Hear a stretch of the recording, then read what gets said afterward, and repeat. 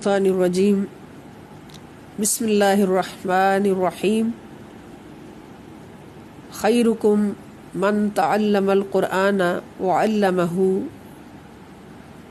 قال رسول اللہ صلی اللہ علیہ وسلم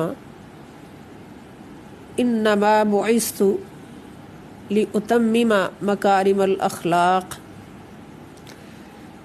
یا ربی یسر ولا تعسر وتمم بالخیر وبک نستعین۔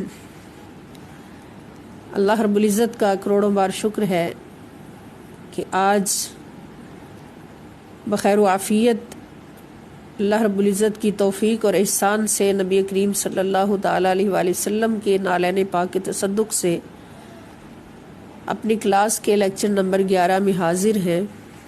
اللہ پاک ہماری حاضری قبول فرمائے اور ہمیں ان حاضریوں سے قرآن و حدیث پاک سے فیضیاب ہوتے ہوئے قرآن کریم اور حدیث نبویہ کی صحبت سے انوار و تجلیات سے فیضیاب ہوتے ہوئے اعلیٰ اخلاق کی بلندیوں تک پہنچنے کی توفیق عطا فرمائیں۔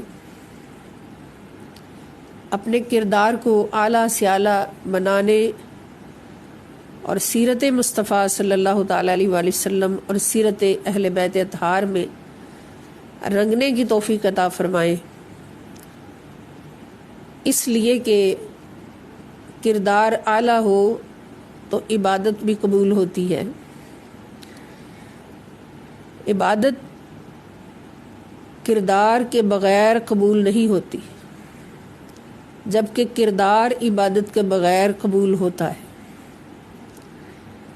اور یہ سب کچھ ہمیں سیرت مصطفیٰ صلی اللہ تعالیٰ علیہ وآلہ وسلم بتاتی ہے اور سیرت اہل بیت اطہار بتاتی ہے اور سیرت صحابہ کرام اور اولیاء کرام بتاتی ہے کہ اگر اعلیٰ کردار ایک مومن کی شان ہے تو اس کی ہر عبادت بھی قبول ہے، اور اگر کردار خراب ہے، اخلاق خراب ہے اور اچھے اخلاق سے کوئی آری ہے تو اس کی پھر عبادت بھی اللہ رب العزت کی بارگاہ میں قبول نہیں۔ اللہ رب العزت ہمیں اعلیٰ کردار والا بنائے اور ہمیں اس پر استقامت عطا فرمائے۔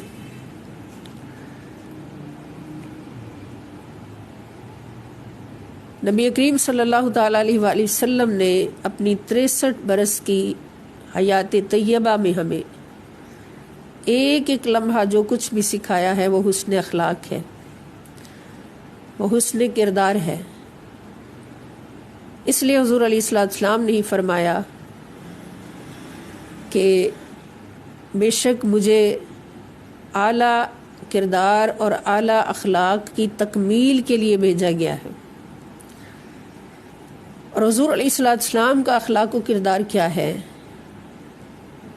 حضرت عائشہ صدیقہ رضی اللہ تعالیٰ عنہا سے حضرت انس پوچھتے ہیں حضور علیہ السلام کے اخلاق عالیہ کے بارے میں، تو حضرت عائشہ صدیقہ رضی اللہ تعالیٰ عنہا جواب میں کیا فرماتی ہیں کہ کان خلقہ القرآن، کہ حضور کا اخلاق، حضور کا کردار پورے کا پورا قرآن ہے، اور اس میں کچھ شک نہیں کہ حضور علیہ السلام کی پوری حیات طیبہ قرآن کی عملی تفسیر ہے۔ آپ ناطق قرآن ہے، آپ چلتا پھرتا قرآن ہے، اور آپ کے اخلاق عالیہ کی گواہی خود رب ذوالجلال نے دی، اور اس گواہی کو ہمیشہ کے لیے محفوظ فرما دیا کہ انک لعلی خلق عظیم، کہ بے شک میرے مصطفیٰ صلی اللہ تعالیٰ علیہ وسلم آپ سب سے اعلیٰ اخلاق کے مالک ہے، کیونکہ قرآن آپ کا اخلاق ہے۔ اور قرآن کیا ہے؟ جب حضور علیہ السلام نے اپنے صحابہ سے فرمایا کہ اتخلقوا اخلاق اللہ، کہ اللہ تعالیٰ کے اخلاق اپنایا کرو، تو صحابہ نے عرض کی حضور اللہ کے اخلاق ہم کیسے سمجھ پائیں؟ ہم تو اللہ کو دیکھ نہیں سکتے، سن نہیں سکتے۔ تو نبی کریم صلی اللہ تعالیٰ علیہ وآلہ وسلم نے اس کے جواب میں ارشاد فرمایا کہ القرآن اخلاق اللہ، کہ اگر تم نے اپنے رب کے اخلاق دیکھنے ہیں، اللہ تعالیٰ کے اخلاق سمجھنے ہیں، تو قرآن پورے کا پورا اللہ کے اخلاق ہے۔ یہی قرآن اللہ رب العزت کے اخلاق ہیں۔ قرآن ہے ہی اللہ کے اخلاق کا نام۔ اللہ پاک خود نظر نہیں آتے، سنائی نہیں دیتے ہمیں، لیکن اپنا اخلاق، اپنا کردار پورے کا پورا قرآن کی صورت میں ہمیں عطا فرما دیا، اور پھر صرف کتابی صورت میں نہیں، پریکٹیکل صورت میں ہمیں اپنے محبوب ترین بندے کو، جس کو میں نے عرض کیا تھا احمد اور محمد ازل سے بنا دیا، اس کو پہلے قرآن سکھایا، قرآن بنایا اور اپنے اخلاق سے سجایا، الرحمن بن کے علم القرآن، قرآن سکھایا۔ تو قرآن سکھانے کا مطلب یہاں پر یہ نہیں کہ جیسے ہمارے پاس قرآن مجید موجود ہے کتابی صورت میں، اور ہمارا ایک استاد ہمیں سکھاتا ہے، پڑھاتا ہے، کتاب سے ہمیں پڑھنا بھی سکھاتا ہے، اس کا ترجمہ تفسیر بھی سکھاتا ہے۔ یہاں رحمان قرآن سکھا رہا ہے اور نور مصطفیٰ صلی اللہ تعالیٰ علیہ وآلہ وسلم کو سکھا رہا ہے، تو اس وقت تو قرآن کریم کسی کتابی صورت میں موجود نہیں تھا۔ تو اس قرآن سے مراد کیا ہے؟ اس قرآن سے مراد ہے جو رحمان علم القرآن بیان فرما رہا ہے۔ اس قرآن سے مراد کیا ہے؟ اس قرآن سے مراد رحمان کے اخلاق ہیں۔ پھر یہاں پر اللہ پاک نے اپنا اس میں صفاتی بھی الرحمن فرمایا کہ الرحمن اللہ تعالیٰ کا وہ صفاتی اسم ہے جس کے اندر کلی رحمت اللہ کی موجود ہے۔ باقی صفاتی ناموں میں بھی بہت سارے ناموں میں اللہ تعالیٰ کی رحمت کا عنصر موجود ہے، لیکن رحمان وہ اسم ہے جس کے اندر اللہ تعالیٰ کی کلی رحمت موجود ہے۔ تو اس صفت کے ظہور سے اللہ پاک نے صفت رحمان کا ظہور فرما کے معلم کی ڈیوٹی پر مصطفیٰ صلی اللہ تعالیٰ علیہ وآلہ وسلم کے نور کو متعلم قرآن بنایا، اور اپنا اخلاق اس وقت کیا سکھایا؟ رحمان نے قرآن سکھایا، یعنی اپنے اخلاق سارے کے سارے اس نور کو سکھائے۔ اور سکھانے کا مطلب میں نے پہلے لیکچر میں عرض کیا تھا کہ یہ نہیں کہ یاد کر لیا ہم نے، پڑھ لیا، اس کو سمجھ لیا۔ سکھانے اور سیکھنے کا مطلب یہ ہے کہ جس نے سکھایا ہے اس نے پورے کا پورا قرآن بنا دیا ہے، اس کی فطرت میں قرآن اتار دیا ہے، اس کو سراپا قرآن بنا دیا ہے۔ اور جس نے سیکھا ہے اس نے بھی، سیکھنے کا مطلب یہ ہے کہ اس کی فطرت میں قرآن اتر گیا ہے، اس نے اپنی فطرت کو قرآن بنا لیا ہے۔ اب جو کچھ لکھا ہوا قرآن کہہ رہا ہے وہ اس ناطق قرآن کی ذات سے سب کچھ ہمیں نظر آ رہا ہے۔ اس لیے حضور علیہ السلام کو اللہ پاک نے 40 برس تک قرآن بن کر دوسروں کو دکھانے کا ٹائم دیا۔ اپنے اخلاق، اپنے اخلاق عالیہ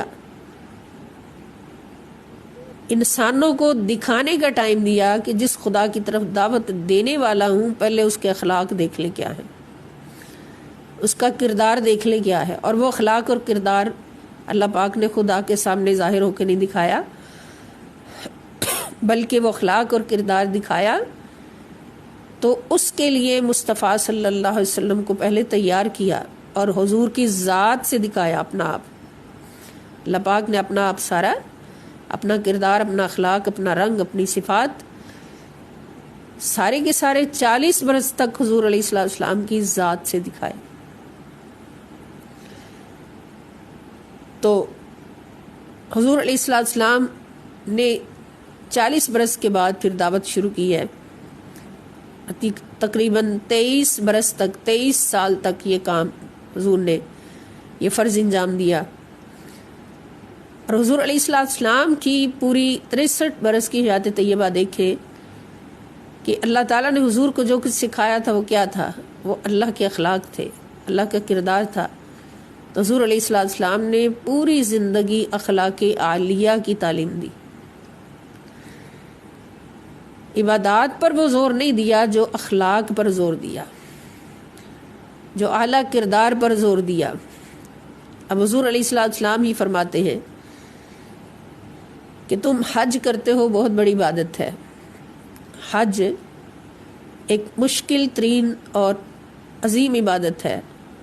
حج کرنے والے کا حج قبول ہوتا ہے تو اس کے ساری زندگی کے گناہ آقا علیہ السلام فرماتے ہیں کہ اس طرح مٹا دیے جاتے ہیں جیسے ابھی ماں کے پیٹ سے پیدا ہوا ہے۔ اور دوسری طرف حضور علیہ السلام فرماتے ہیں کہ یہ تو عبادت ہے اور اس کے مقابل ایک اخلاق بھی ہے، ایک کردار بھی ہے۔ اگر اس میں کامیاب ہو گئے، وہ تمہارا قبول ہو گیا، تو پھر یہ حج بھی قبول ہوگا۔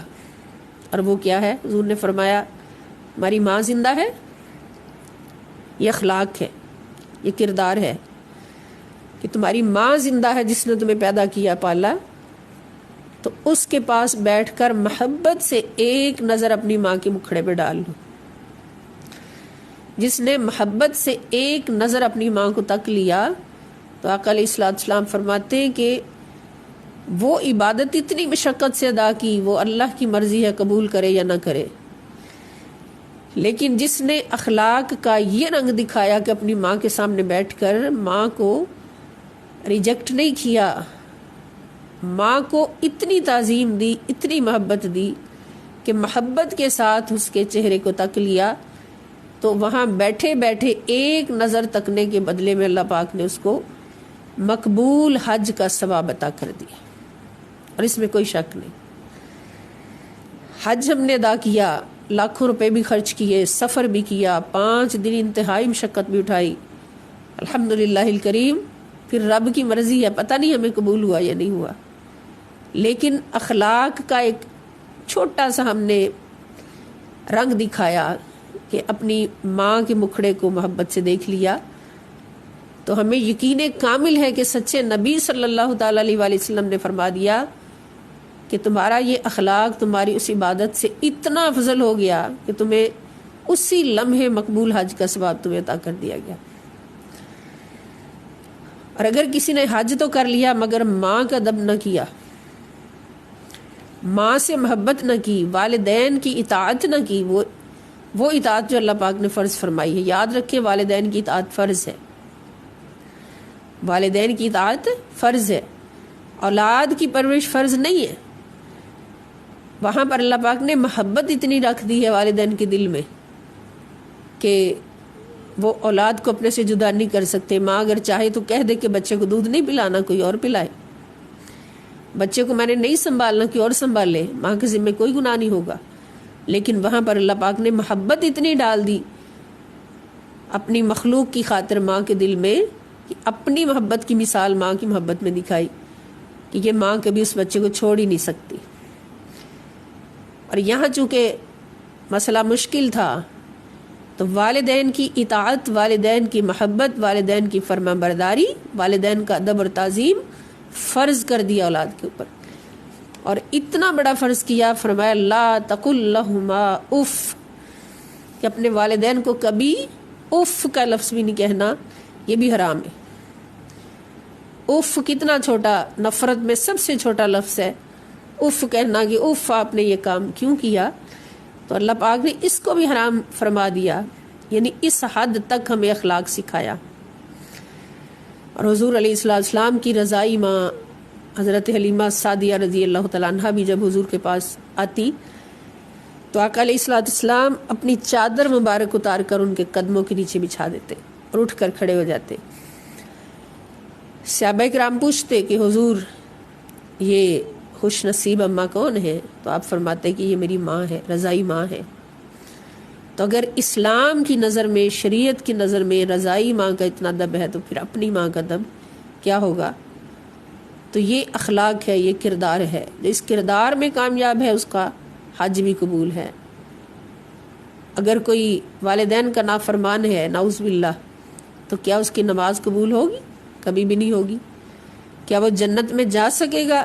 جنت کا دروازہ تو کیا جنت کی خوشبو بھی نہیں وہ سونگھ سکے گا جو والدین کا نافرمان ہوا۔ تو پھر ہمیں یہ کہنا پڑے گا کہ عبادت کردار کے بغیر قبول نہیں ہے، جبکہ کردار عبادت کے بغیر قبول ہے۔ اگر کسی کے والدین اس سے راضی ہیں، اللہ کی مخلوق اس سے راضی ہے، یہ تو صرف والدین کی مثال دی، اس میں ساری خلق خدا آ جاتی ہے کہ اللہ رب العزت کی چاہت ہم سے یہ نہیں ہے صرف کہ ہم سارا دن وضو کر کے نفل پڑھتے رہیں، تسبیحات کرتے رہیں، عبادات کرتے رہیں۔ اللہ رب العزت کی اس سے پہلے ہم سے چاہت ہے کہ اللہ کی مخلوق ہم سے خوش رہے، وہ ہمارے والدین ہوں، ہمارے رشتہ دار ہوں، ہمارے ہمسائے ہوں اور دوسرے مسلمان ہوں، مومن ہوں، حتیٰ کہ غیر مسلم بھی ہوں، اللہ کی مخلوق ہم سے راضی رہے۔ علامہ اقبال نے بڑا پیارا پیغام دیا تھا 100 سال پہلے اسی کی تفسیر میں کہ خدا کے بندے تو ہیں ہزاروں، بنوں میں پھرتے ہیں مارے مارے۔ خدا کے بندے تو ہیں ہزاروں، بنوں میں پھرتے ہیں مارے مارے۔ میں اس کا بندہ بنوں گا جس کو خدا کے بندوں سے پیار ہوگا، یعنی میں اس کا غلام بن جاؤں گا جو خدا کے بندوں سے پیار کرنے والا ہوگا۔ تو کامیاب وہی شخص ہے جو اللہ کے بندوں سے پیار کرتا ہے، اور یہ پیار ہی ہے جو بٹکے ہوئوں کو بھی خدا کا بندہ بنا دیتا ہے۔ اللہ کے ولیوں کی مثالیں ہمارے سامنے، اولیاء کرام کی، کہ خواجہ معین الدین چشتی اجمیری رحمۃ اللہ علیہ اخلاق و کردار کی اعلیٰ مثال پیش کرتے ہیں ہندوستان کی سرزمین پر، اور 90 لاکھ ہندو آپ کے دست اقدس پر بیعت کر لیتے ہیں، کلمہ پڑھ کے مسلمان ہو جاتے ہیں۔ تو جس نے اللہ کے بندوں کو خوش کر لیا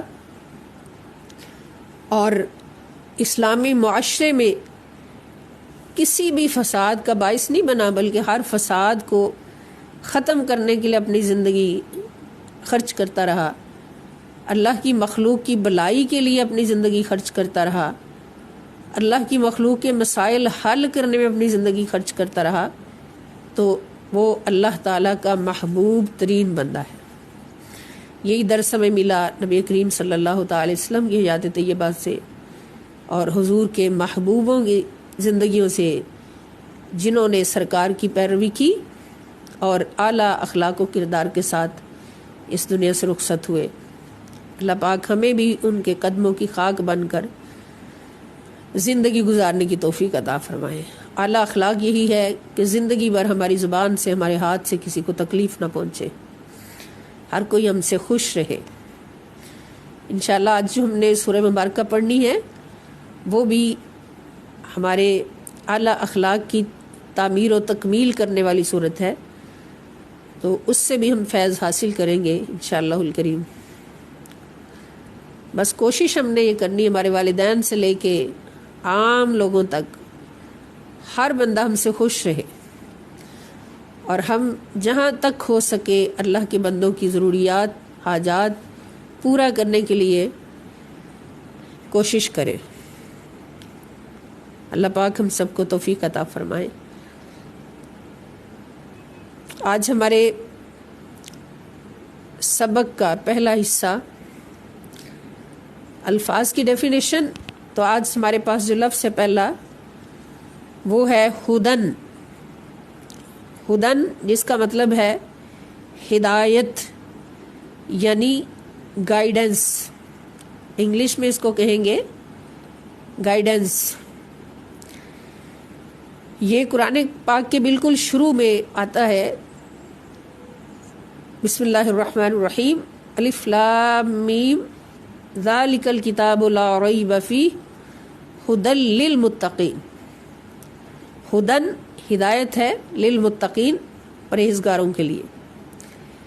یہ لفظ ہدن اگر لکھا ہے تو یہ مصدر ہے، اسم ہے، اور یہ قرآن کریم میں 144 مرتبہ یعنی 144 ٹائمز آیا ہے، اور اس سے ریلیٹ مختلف صیغوں کی صورت میں جو الفاظ قرآن کریم میں بار بار استعمال ہوتے ہیں ان میں پہلا لفظ ہے یہدی. یہدی، اس میں آپ سب کو یاد ہو گیا ہوگا یہ سبق اچھی طرح سے کہ یا جو ہے یہ فعل مضارع کی علامت ہے، اسی طرح تا، اسی طرح نون، اسی طرح حمزہ. یا سے مراد ہے وہ، یہ غائب کے لیے ہے، مذکر کے لیے. اور ہدا، یہدی، ہدا، ہدیٌ ہدایت، یعنی فعل مضارع ہوا تو اس کا مطلب کیا ہوا؟ یہدی، وہ ہدایت پاتا ہے، یعنی ہدایت، یہدی وہ ہدایت دیتا ہے، وہ ہدایت دیتا ہے، یعنی گائیڈز، وہ ہدایت دیتا ہے. ہدا دوسرا لفظ ہے ہدا، اور ہدا فعل ماضی ہے، فعل ماضی ہے فعلہ کی وزن پر، اور اس کا مضارع بنتا ہے یہدی. ہدا کی معنی اس نے ہدایت دی، یعنی گائیڈڈ، گائیڈ کرنا، ہدایت دینا، گائیڈڈ، اس نے ہدایت دی. تیسرا لفظ ہمارے پاس ہے کثیر الاستعمال بالہدا. بالہدا، بے کے معنی ساتھ، الہدا کی معنی ہدایت. اب لفظ ہدن ہو تو وہ بھی اس میں ہے، اور الہدا یعنی شروع میں الف لام آ جائے، حمزہ لام آ جائے تو الہدا، شروع میں حمزہ اور لام ہو، الف لام ہو تو یہ بھی اسم ہوتا ہے.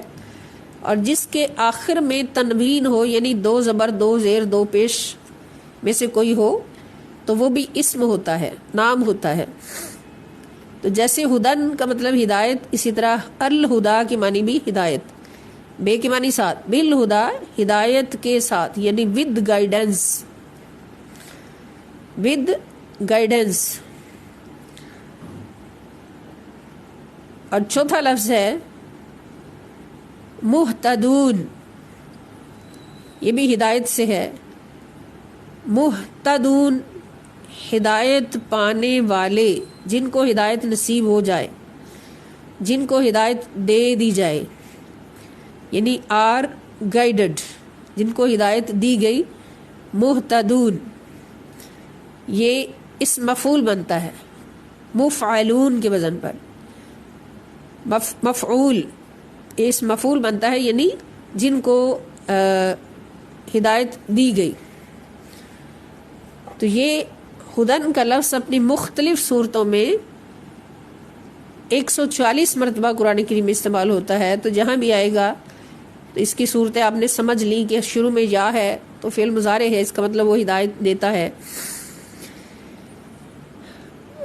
اور ہدا جو ہے یہ فعل ماضی ہے، بالہدا ہدایت کے ساتھ، مہتدون ہدایت یافتہ، جنہوں نے ہدایت حاصل کر لی. اور دوسرا لفظ ہمارے پاس ہے ارادہ. ارادہ کی معنی ہے، یہ دیکھیں اس کو ہم جو بولتے ہیں تو فوراً ہمیں ارادہ ذہن میں آتا ہے، جو اردو میں بہت استعمال ہوتا ہے لفظ ہے بھی یہ ارادہ سے. ارادہ یہ بھی فعل ماضی ہے افعل کی وزن پر. اس کا مطلب ہے اس نے ارادہ کیا، یعنی انٹینڈڈ. انٹینڈ ہوتا ہے نا ارادہ کرنا، ٹو انٹینڈ یا ڈیزائر، تو یہ فعل ماضی ہے تو اس کا مطلب ہوگا انٹینڈڈ، ارادہ کیا. اور یہ 139 مرتبہ یعنی 139 ٹائمز قرآن کریم میں استعمال ہوا ہے اپنی مختلف صورتوں میں. تو 4 صورتیں اس کی اور یہاں پہ بیان ہوتی ہیں. پہلی صورت ہے اریدو. اریدو، اب اس میں حمزہ شروع میں آ رہا ہے، تو میں نے عرض کیا کہ حمزہ فعل مضارع کی علامت ہے واحد متکلم کے لیے، واحد متکلم کے لیے. اس کا مطلب ہوگا میں چاہتا ہوں، آئی انٹینڈ. اور اسی طرح ہے تریدو، تا اگر شروع میں ہو تو یہ حاضر کی علامت ہے فعل مضارع میں، حاضر واحد مذکر حاضر اور واحد مؤنث غائب دونوں کے لیے یہ صیغہ آتا ہے۔ تریدو تم چاہتے ہو، یو انٹینڈ تم چاہتے ہو، یریدو اس میں یا آ گئی تو یا کا مطلب ہے وہ غائب کے لیے، تو اس کا مطلب ہے وہ چاہتا ہے یا چاہے گا۔ ہی انٹینڈ، ہی انٹینڈز وہ چاہتا ہے۔ اور اس طرح چوتھا لفظ ہے یریدون۔ یریدون مشکل نہیں ہے، یہ آپ سب کو خود ہی سمجھ آ جائے گی کہ یا سے مراد وہ واو نون سب اور درمیان میں ارادہ، وہ سب ارادہ کرتے ہیں، یعنی دے آل انٹینڈ، وہ سب ارادہ کرتے ہیں یا کریں گے۔ اور اگر یا کی جگہ تا ہو جائے تو پھر بتائیں کیا ہوگا، تریدون تم سب ارادہ کرتے ہو یا کرو گے۔ یا سے مراد وہ اور تا سے مراد تم۔ یہ ہمارے پاس دو الفاظ ہدن اور ارادہ جو قرآن کریم میں بار بار استعمال ہوتے ہیں، اور جن صورتوں میں بار بار استعمال ہوتے ہیں وہ ہم نے سمجھ لی، تو انشاءاللہ الکریم قرآن پاک کا ترجمہ جب پڑھیں گے مشکل نہیں ہوگی۔ اور دوسرا پورشن ہمارا ہے حدیث مبارکہ، نبی کریم صلی اللہ تعالی وسلم کی حدیث پاک۔ عن جابر رضی اللہ تعالی عنہ قال قال رسول اللہ صلی اللہ علیہ وآلہ وسلم بین العبد و بین الکفر ترک الصلاۃ۔ حضرت جابر رضی اللہ تعالی عنہ سے روایت ہے، قال آپ فرماتے ہیں، قال رسول اللہ صلی اللہ علیہ وسلم کہ رسول اللہ صلی اللہ علیہ وآلہ وسلم نے فرمایا، بین العبد بندے کے درمیان، انسان کے درمیان، و بین الکفر اور کفر کے درمیان جو دیوار ہے وہ کیا ہے، ترک الصلاۃ نماز کو ترک کرنا۔ نماز کو ترک کرنا بندے اور کفر کے درمیان ایک دیوار ہے۔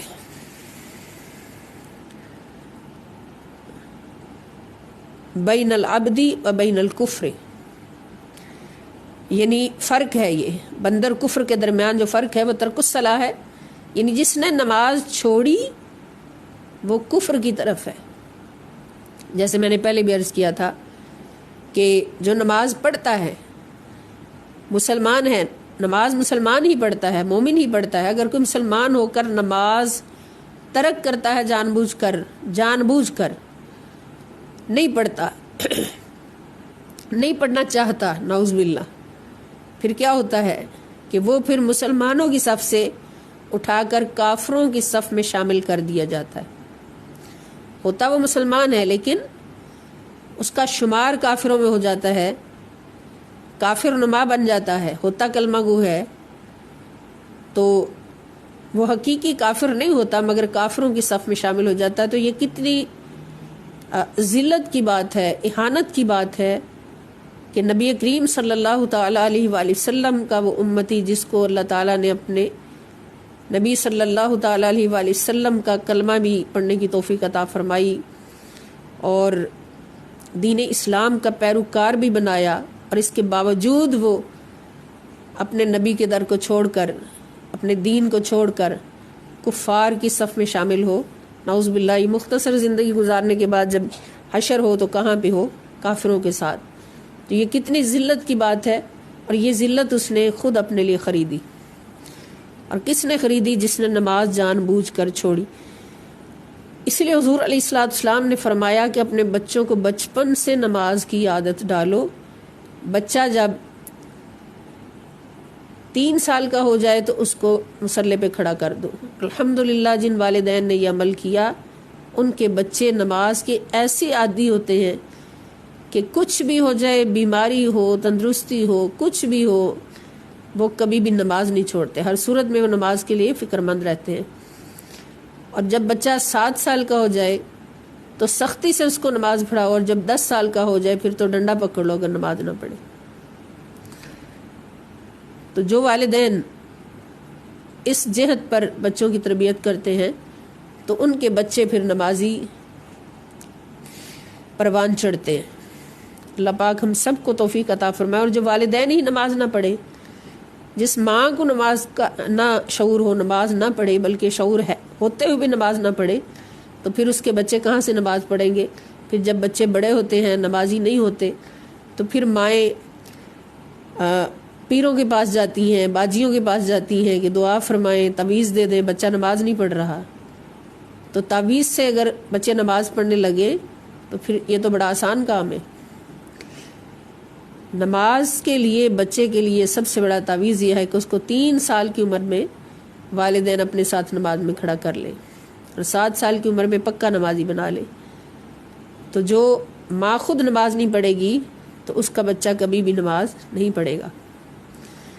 ہمارے سامنے مثالیں ہیں۔ حضرت بابا فرید شکر گنج رحمۃ اللہ تعالی علیہ کو نماز کا عادی بنایا تو ان کی والدہ نے بنایا، کہ ان کو سائیکولوجیکلی ان کو اس طرح سے ڈیل کیا کہ وہ نماز کے عادی بن گئے، کہ ان کو پتا تھا کہ بیٹا میرا شکر کا کھانے کا شوقین ہے، تو آپ روزانہ اللہ کے ولی کی ماں بھی ولیہ، بلکہ ولیہ ماں ہے تو ولی پیدا ہوا، تو روزانہ شکر کی پڑیا بنا کر جا نماز کے نیچے رکھ دیتی اور فرماتی بیٹا نماز پڑھو گے تو اللہ تعالیٰ اسی وقت آپ کو شکر دیں گے۔ تو وہ چھوٹا سا بچہ حضرت بابا فرید شکر گنج رحمۃ اللہ علیہ کی صورت میں نماز کے لیے کھڑے ہوتے، نماز پڑھ کے سلام پھیرتے، فوراً مصلی اٹھاتے تو نیچے سے شکر کی پڑیا نکل آتی، بہت خوش ہوتے، پھر انتظار ہوتا کہ اگلی نماز پڑھوں پھر شکر ملے۔ اللہ رب العزت بھی پھر اپنے بندوں کا بھرم کس طرح سے رکھتا ہے، ان کو کس طرح سے کامیابی عطا فرماتا ہے کہ ایک دن ماں شکر رکھنا بھول گئی اور بابا فرید رحمۃ اللہ علیہ نماز کے لیے کھڑے ہو گئے تو فوراً اللہ کی بارگاہ میں رجوع کی ماں نے کہ یا اللہ آج میں شکر رکھنا بھول گئی ہوں، آج تو میری لاج رکھنا، میرے فرید کا دل ٹوٹ نہ جائے، مڑ نہ جائے۔ تو اللہ رب العزت فرماتے ہیں کہ میرا بندہ جب میری بات کا بھرم رکھتا ہے تو دیکھو میں اس کا بھرم کیسے کیسے رکھتا ہوں، کہ ماں نے شکر کی پڑیا رکھی نہیں ہے مگر ماں سے 70 گنا زیادہ پیار کرنے والے رب نے شکر کی پڑیا رکھ دی، اور اس ماں کا بھرم بھی رکھ لیا کہ جو اللہ کے فرید کو فرید بنا کر پروان چڑھا رہی تھی۔ تو جب نماز پڑھ کے سلام پھیرا اور مصلی اٹھایا تو نیچے سے شکر کی پڑیا نکل آئی، ماں نے شکرانے کے سجدے ادا کیے کہ مولا تیرا شکر ہے تو نے میرا بھرم رکھ لیا۔ تو ایسی مائیں جب پروان چڑھائیں، تربیت کریں تو پھر بچے بھی بابا فرید شکر گنج رحمۃ اللہ علیہ بنتے ہیں۔ اسی طرح حضرت بایزید بستامی رحمۃ اللہ علیہ ایک دفعہ اپنی ولایت پہ فخر کی بات فرمائی تو ماں پاس بیٹھی تھی، تو ماں نے کہا بیٹا فخر اپنے اوپر نہیں، فخر میرے اوپر کرو کہ جس نے تمہیں اس مقام پر پہنچایا کہ جب تمہیں دودھ پلاتی تھی تو پہلے وضو کرتی تھی، بے وضو میں نے تمہیں کبھی دودھ نہیں پلایا، اور اللہ اور اس کے رسول صلی اللہ تعالی علیہ وآلہ وسلم کی محبت میں، قرآن کی محبت میں تمہیں پروان چڑھایا۔ یہ ماں کی تربیت ہوتی ہے کہ ماں اگر تربیت کرے تو شیخ عبد القادر جیلانی بنا دے، اور ماں اگر تربیت کرے تو کوئی ڈاکو چور بھی بنا سکتی ہے۔ اب شیخ عبد القادر جیلانی رضی اللہ تعالی عنہ نے زندگی بھر جھوٹ نہیں بولا، زندگی بھر جھوٹ نہیں بولا، تو یہ تربیت کس کی تھی؟ یہ اس ماں کی تھی جس نے سفر پر بھیجا، 40 دینار قمیض کے نیچے سی دیے اور فرمایا بیٹے کچھ بھی ہو جائے جھوٹ نہیں بولنا، جان بھی خطرے میں ہو تو جھوٹ نہیں بولنا۔ اب ڈاکوؤں نے جب سب کو لوٹا آپ سے پوچھا تمہارے پاس کچھ ہے؟ تو 10-12 سال کا بچہ بڑے وقار سے بولا ہاں میرے پاس 40 دینار ہیں۔ ڈاکو حیران ہو گئے، پریشان ہو گئے کہ یہ کیسا بچہ ہے، یا تو بڑے بڑے اپنی دولت چھپاتے ہیں اور یہ خود بتا رہا ہے کہ میرے پاس 40 دینار ہیں، کہاں ہیں؟ فرمانے لگے میری قمیض کے اندر سلے ہوئے۔ ڈاکوؤں کے سردار نے کہا کہ تم نے جھوٹ کیوں نہیں بولا، تم کہہ دیتے میرے پاس کچھ نہیں۔ تو آپ نے بڑے وقار سے فرمایا کہ میں کیوں جھوٹ بولتا، میری ماں نے جھوٹ بولنے سے منع فرمایا ہے۔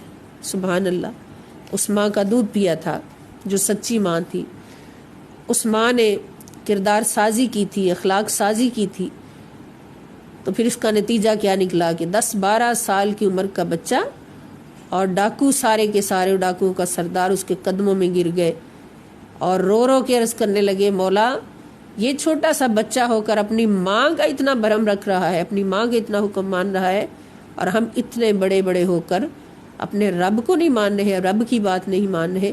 اور یہ اس سچائی کا فیض تھا اور اس سچی صحبت کا فیض تھا کہ وہ سارے کے سارے ڈاکو طائب ہو گئے اور سب کا مال بھی واپس کر دیا، اور حضور غوث اعظم رضی اللہ تعالی عنہ کے ہاتھ پر بیعت بھی کر لی، اور گناہوں سے سچی توبہ بھی کر لی، جھوٹ بولنا بھی چھوڑ دیا، سچے بھی ہو گئے۔ اور یہ سارا فیض کہاں سے آیا تھا؟ ایک ماں سے آیا تھا۔ تو ساری ماؤں سے گزارش ہے میری کہ ہم سب ایک دوسرے کے لیے دعا کریں کہ اللہ تعالی ہم سب کو بھی ایسی مائیں بننے کی توفیق عطا فرمائیں کہ ہمارا ہر بچہ سچا ہو۔ اپنے بچوں کی تربیت میں دینی، اسلامی، اخلاقی، روحانی تربیت میں کہیں کمی نہ چھوڑے، اپنی طرف سے پوری کوشش کرے، اور توفیق اللہ پاک کی طرف سے۔ اللہ سے دعا کرے کہ اپنے بچوں کی اعلیٰ سے اعلیٰ تربیت کرے، اور یہی ہمارا یاد رکھے سب سے بڑا فرض ہے۔ ہمارا سب سے بڑا فرض یہی ہے کہ ہمارے بچے جو ہیں وہ 3 محبتوں میں رنگ جائیں۔ نبی کریم صلی اللہ تعالیٰ علیہ وآلہ وسلم کا ارشاد ہے کہ اللہ پاک تمہیں اولاد جیسی نعمت عطا فرمائے تو اس کو 3 محبتوں پر پروان چڑھاؤ۔ نمبر 1 قرآن پاک کی محبت، کہ قرآن کی محبت ہوگی تو ان کا اخلاق و کردار قرآن بن جائے گا۔ نمبر 2 رسول پاک صلی اللہ تعالیٰ علیہ وآلہ وسلم کی محبت، رسول پاک صلی اللہ تعالیٰ علیہ وآلہ وسلم کی محبت ہوگی تو وہ حضور علیہ السلام کے اخلاق و کردار کا نمونہ بن جائیں گے، حضور کی سیرت کا رنگ ان پہ چڑھے گا۔ اور نمبر 3 اہل بیت اطہار کی محبت، اہل بیت اطہار کی محبت دل میں ہوگی تو پھر امام حسن، امام حسین رضی اللہ تعالیٰ عنہ کی نقش قدم پر چلتے ہوئے کبھی بھی اپنا ایمان کسی باطل قوت کے ہاتھ میں نہیں بیچ سکیں گے۔ ایمان کی حفاظت کے لیے، دین کی حفاظت کے لیے، اور اپنے نبی صلی اللہ تعالی علیہ وسلم کی عظمتوں کی حفاظت کے لیے وہ ہر وقت تن من دھن قربان کرنے کے لیے تیار ہوں گے۔ اس محبت پر اپنی اولاد کو پروان چڑھاؤ، یہ رسول خدا صلی اللہ تعالی علیہ وآلہ وسلم کا ارشاد ہے۔ کاش کہ ہم ماؤں کے پاس اتنا ٹائم ہو کہ ہم دنیاوی فضولیات سے وقت نکال کر، دنیاوی فیشنوں سے وقت نکال کر، اپنی شاپنگ سے وقت نکال کر، کہ ہمارے پاس ڈھیروں کپڑے بھی موجود ہوتے ہیں، ڈھیروں چیزیں بھی، استعمال کی ہر چیز موجود ہوتی، پھر بے سکونی لگی ہوتی ہے کہ ہم اتنے ہزار لے جائیں، شاپنگ کرائیں، فلاں چیز لے آئیں، فلاں۔ اتنا ٹائم ہم اس طرف لگائیں کہ جس سے ہماری دنیا بھی سنور جائے اور آخرت بھی سنور جائے۔ اگر بچہ سنور گیا تو انشاءاللہ ہماری دنیا اور آخرت سنور گئی، اور اگر خدا نخواستہ اپنی مصروفیات میں پڑھ کر، فضولیات میں پڑھ کر اپنے بچے کو ضائع کر دیا تو پھر نہ دنیا میں کچھ مل سکا اور نہ آخرت میں۔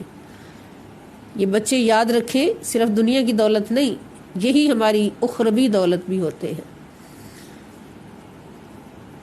اخروی جائیداد بھی بچے ہی ہوتے ہیں۔ حضور علیہ السلام کا ارشاد ہے کہ جس نے 2 بیٹیوں کو جنم دیا اور ان کو محبت، پوری محبت اور توجہ کے ساتھ ان کی پرورش بھی کی اور دین اسلام کے مطابق ان کی تعلیم و تربیت کا بھی پورا اہتمام کیا، تو حضور فرماتے ہیں کہ میں وعدہ کرتا ہوں کہ اس کے لیے جنت میں عالی شان محل تیار ہو گیا۔ اور حضور فرماتے ہیں وہ جنت میں میرے ساتھ اس طرح سے جائے گا جیسے یہ 2 انگلیاں جڑی ہیں۔ تو یہ کتنی بڑی خوش قسمتی ہے، لیکن بہت بڑی ڈیوٹی ہے۔ جب ہم اللہ سے اولاد مانگتے ہیں، اولاد کی دعا کرتے ہیں، تو وہ صرف اس لیے نہیں کہ بچہ ہماری گود میں آ جائے، ہم اس کو دیکھ کے خوش ہوتے رہیں اور ہماری گھر کی رونق بن جائے، ہمارے گھر کی خوشی بن جائے، وہ ایک الگ بات ہے، وہ تو ہونا ہی ہونا۔ مگر جب بچہ ہمیں ملتا ہے، 1 مل جائے، 10 مل جائے، تو ہمارے ذمے ایک بہت بڑی ڈیوٹی آ جاتی ہے ہمارے اوپر ایک بہت بڑا فرض عائد ہو جاتا ہے کہ اللہ تعالیٰ نے اپنی مخلوق ہمارے حوالے کر دی ہے، اور اس لیے کی ہے کہ ان کو اللہ کا بندہ بنانا ہے، ان کی تربیت، اخلاقی تربیت، روحانی تربیت اتنی اعلیٰ کرنی ہے کہ یہ دنیا میں ایک کامل انسان بن جائے، اللہ رب العزت کا پسندیدہ بندہ بن جائے، اور یہ اسی صورت میں ہے جب اس کو انہی 3 محبتوں پر پروان چڑھایا جائے۔ تو یہ ڈیوٹی ہر والدین کی ہے، ہر والدین پر فرض ہے۔ جو یہ فرض ادا کر لیتے ہیں وہ ہمیشہ پرسکون رہتے ہیں، دنیا میں بھی اور پھر آخرت میں بھی، اور جو اس فرض سے کوتاہی کرتے ہیں، صرف دنیاوی دولت کمانے میں لگے رہتے ہیں اور دنیاوی آرزوؤں، آسائشوں کو پورا کرنے میں لگے رہتے ہیں، تو وہ کبھی بھی پھر وہ سکون نہیں پا سکتے جو بابا فرید کی ماں نے پایا ہوگا، جو غوث اعظم کی ماں نے پایا ہوگا، جو داتا علی حجویری کی ماں نے، والدہ نے پایا ہوگا۔ وہ سکون کبھی نہیں پا سکتے۔ اللہ پاک ہمیں ایسی مائیں بننے کی توفیق عطا فرمائے کہ ہم اپنی اولادوں کی ایسی تربیت کر سکیں جو تربیت سیدہ فاطمہ الزہرا رضی اللہ تعالی عنہا نے، اور ہمارے لیے سب سے بڑا نمونہ جو ہے وہ سیدہ کائنات سیدہ فاطمہ الزہرا رضی اللہ تعالی عنہا کی ذات طیبہ ہے۔ اللہ پاک ہمیں اس حدیث شریف پر پورا عمل کرنے کی توفیق عطا فرمائے، اور اس سے ایک مضمون جو ہمیں سمجھ آتا ہے وہ نماز مسلمان کے ایمان کی علامت ہے۔ نماز مسلمان کے ایمان کی علامت ہے کہ اگر نماز پڑھتا ہے تو مومن ہے، نہیں پڑھتا ہے تو کافر ہے۔ اس حدیث شریف کو پڑھ لیں۔ عن جابر رضی اللہ تعالی عنہ قال قال رسول اللہ صلی اللہ علیہ وسلم بین العبد و بین الکفر ترک الصلاۃ۔ بہت آسان ہے یاد کرنے میں، الفاظ کم ہیں، انشاءاللہ یاد ہو جائے گی۔ اور یاد کرنے کا مطلب یہ نہیں کہ صرف رٹا لگا لیا، یاد کرنے کا مطلب یہ ہے کہ عمل کرنا ہے، نماز کبھی نہیں چھوڑنی۔ مجبوری کی صورت میں نماز چھوٹ جائے تو اس کو قضا کرنا، اور مجبوری کیا ہوتی ہے کہ کوئی بیمار اتنا ہے کہ نماز نہیں پڑھ سکتا تو وہ نمازیں اپنی جمع کرتا جائے، اور جب صحت مند ہو جائے تو ساری نمازیں قضا کر کے ان کو ادا کرے۔ اور دوسری صورت ہوتی کہ بندہ سویا ہوا ہے، نیند اتنی گہری کہ وقت نماز کا گزر گیا، تو پھر بھی اللہ پاک معاف فرما دیں گے، جب اٹھے تو پھر نماز کو قضا کرے۔ باقی نماز کسی صورت بھی چھٹ نہیں سکتی سوائے شرعی عذر کے۔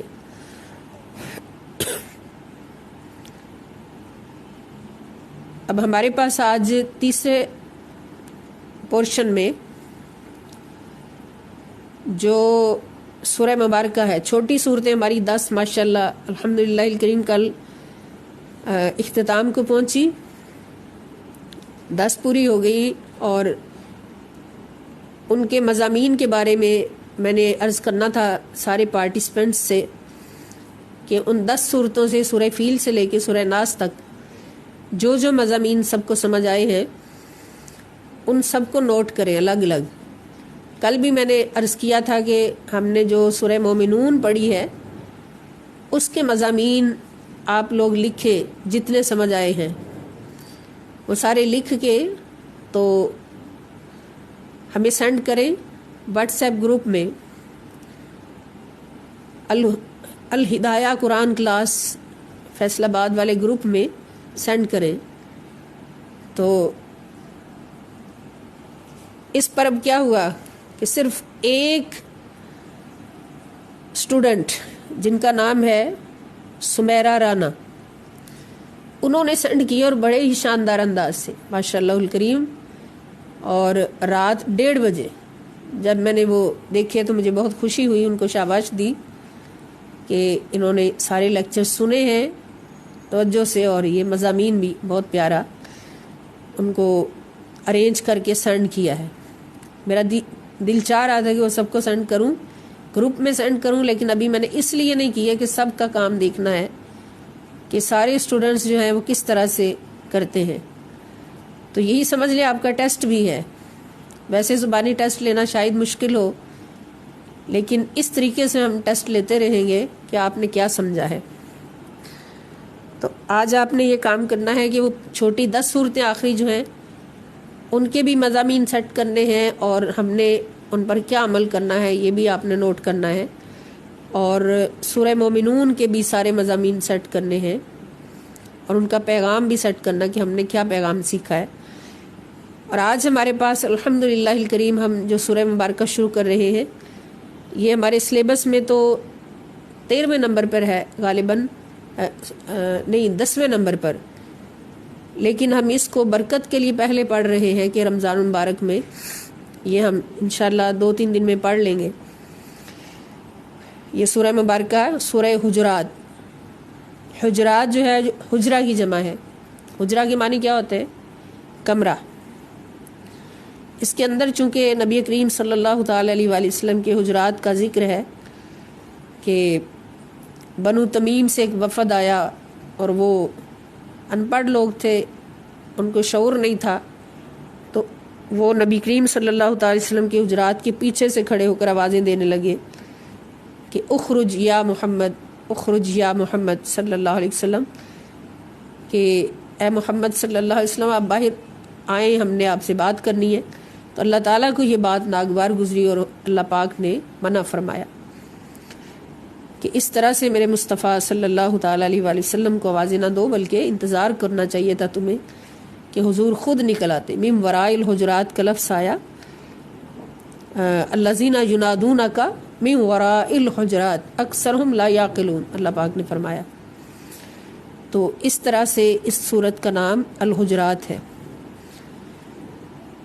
ابھی سورہ مبارکہ میں آیات صرف 18 ہیں، 18، مگر اس میں موضوعات نہایت اہم جن پر اعتقاد، اخلاق، سیرت اور کردار کا عظیم الشان محل تعمیر کیا جا سکتا ہے اگر ان پر عمل کرے، اور معاشرے میں انس، محبت اور ایثار کی فضا پیدا کی جا سکتی ہے اگر ان پر عمل کرے انشاءاللہ الکریم. اور پھر اس سورہ مبارکہ میں اللہ رب العزت رب محمد صلی اللہ علیہ وسلم ہو کر خود ادب مصطفیٰ صلی اللہ علیہ وسلم سکھا رہا ہے. حضور کی بارگاہ کا ادب، حضور کی بارگاہ میں حاضری کا ادب، حضور کے سامنے بولنے کا ادب اور حضور سے گفتگو کرنے کا ادب، یہ سب کچھ اللہ رب العزت سکھا رہے ہیں، اور فرما رہے ہیں کہ بارگاہ نبوت صلی اللہ تعالی علیہ وآلہ وسلم تمہارے ایمان کی کسوٹی ہے. ایمان تمہارا کعبے پہ نہیں پرکھا جاتا کہ تم کتنے مومن ہو، یا ایمان کا ملنا یا نعوذ باللہ ایمان کا ضائع ہو جانا کعبے پہ نہیں ہوتا. کہاں ہوتا ہے؟ بارگاہ مصطفیٰ صلی اللہ تعالی علیہ وآلہ وسلم میں ہوتا ہے. اور یہاں پر ذہن میں سوال آتا ہے کہ ہمیشہ چھوٹا بڑے کا ادب سکھاتا ہے، لیکن یہاں بڑا چھوٹے کے ادب سکھا رہا ہے. بڑا کون ہے؟ رب تعالی. چھوٹے کون ہے؟ محمد مصطفیٰ صلی اللہ تعالی علیہ وآلہ وسلم. تو یہاں پر حضور چھوٹے ہیں اللہ سے، مگر اللہ تعالیٰ بڑے ہو کر حضور کا ادب سکھا رہے ہیں. تو آخر حقیقت کیا ہے؟ تو سمجھ یہی آتی ہے کہ بخدا خدا کا یہی ہے در.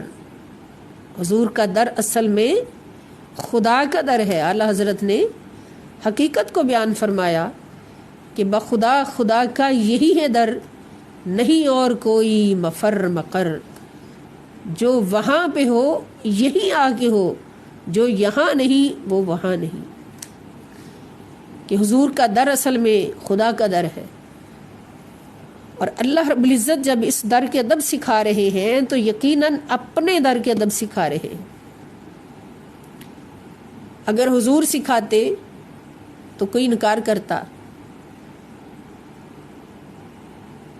حضور بندے ہیں، یہاں سکھانے والا کون ہے؟ رب تعالی۔ اگر رب تعالی کے سکھائے ہوئے ادب کا کوئی انکار کرے تو پھر انکار کس کا ہوگا؟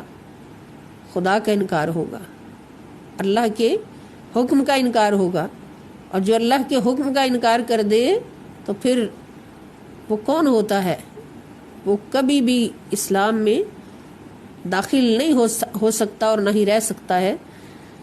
جو اللہ کے حکم کا انکار کر دے، چاہے کتنا بڑا نمازی ہو، پرہیزگار ہو، وہ کبھی بھی مسلمان اور مومن نہیں ہو سکتا، کافر ہو جاتا ہے۔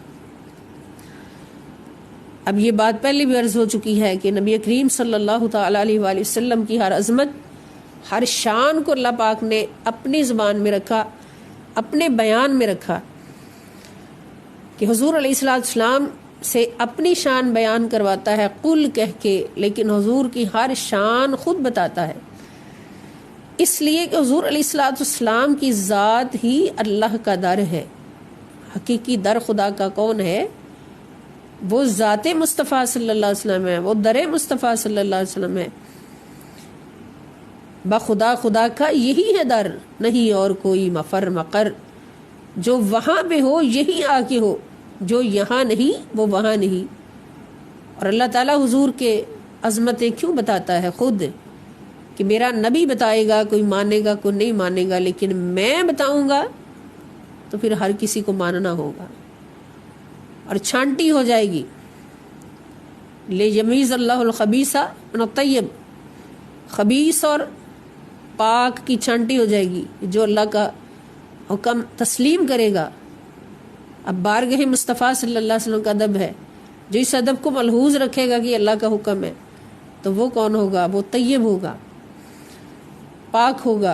اور جو اس کو تسلیم نہیں کرے گا اور انکار کرے گا سری کہ حضور کا ادب تعظیم فرض نہیں، صرف سیرت کی پیروی فرض ہے، اور یہ ہم نے اپنے کانوں سے سنی ہی بات ہے مدینہ پاک میں کھڑے ہو کر، کہ ادب اور تعظیم فرض نہیں، صرف سیرت کی پیروی فرض ہے۔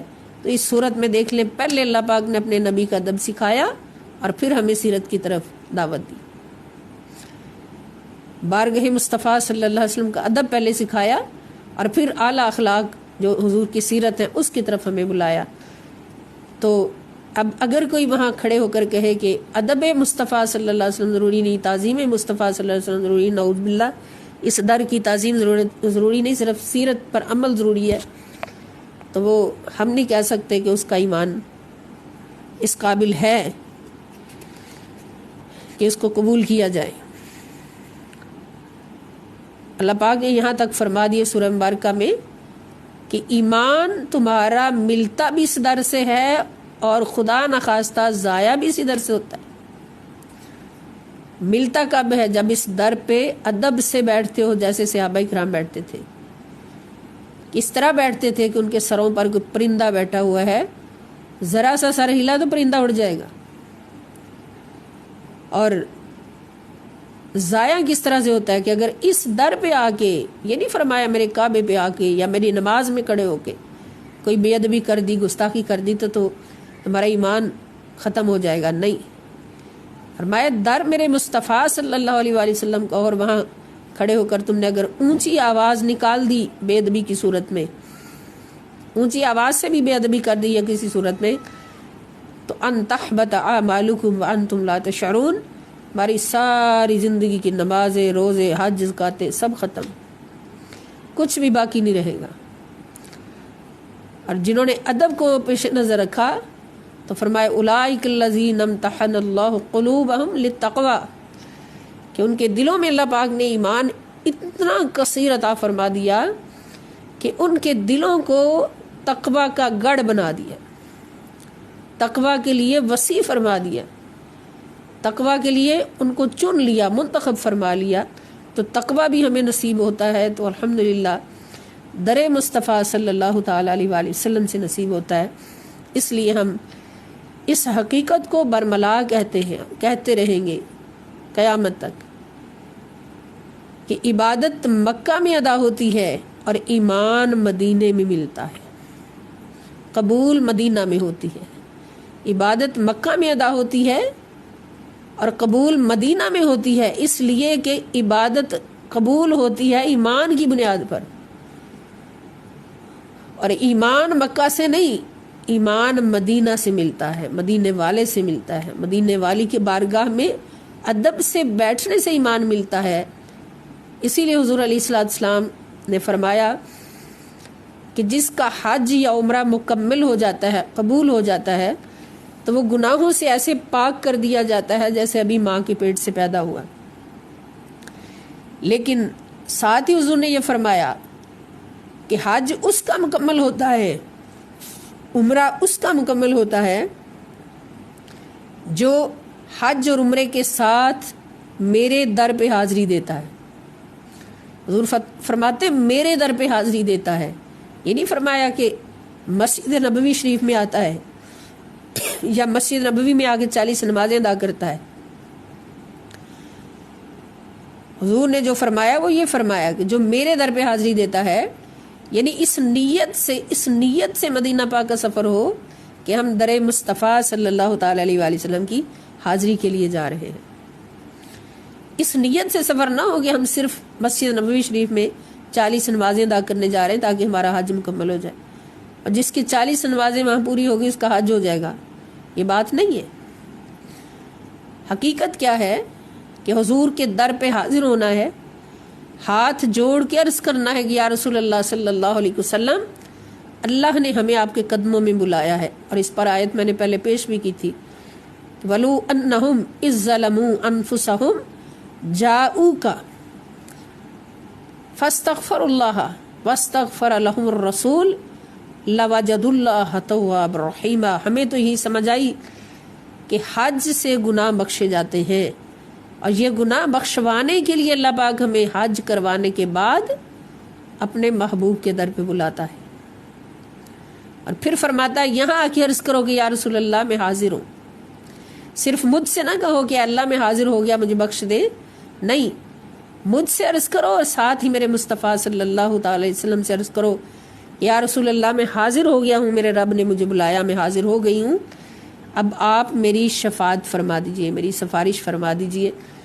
تو اللہ پاک فرماتے ہیں کہ جب میرا رسول تمہارے لیے دست رحمت اٹھاتا ہے اور رحمت کی دعا فرما دیتا ہے، تو صرف تمہاری دعا سے میں تمہیں نہیں بخشتا، جب میرا رسول دست رحمت اٹھاتا ہے اور تمہاری بخشش کی شفاعت فرماتا ہے تو لَوَجَدُ اللَّهَ تَوَّابًا رَحِيمًا، تو اللہ رب العزت اسی وقت اس کی رحمت جوش میں آتی ہے اور تمہارے سارے گناہ معاف کر کے تمہیں ہمیشہ کے لیے بخش دیتا ہے۔